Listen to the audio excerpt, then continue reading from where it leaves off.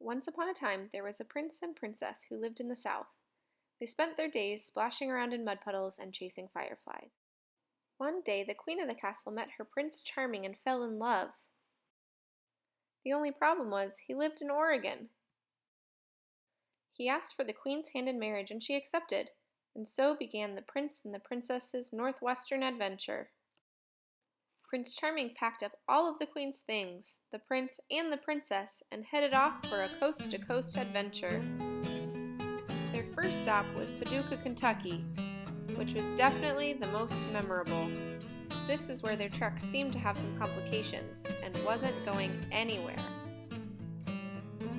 Luckily for the prince and princess, the only thing in Paducah, Kentucky was a pie shop, which meant pie for breakfast, lunch, and dinner until they were rescued.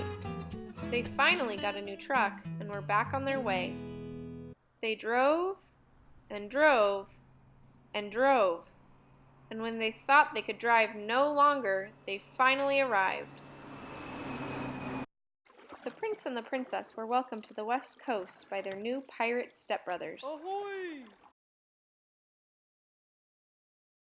Like many other fairy tales, this one had a happy ending.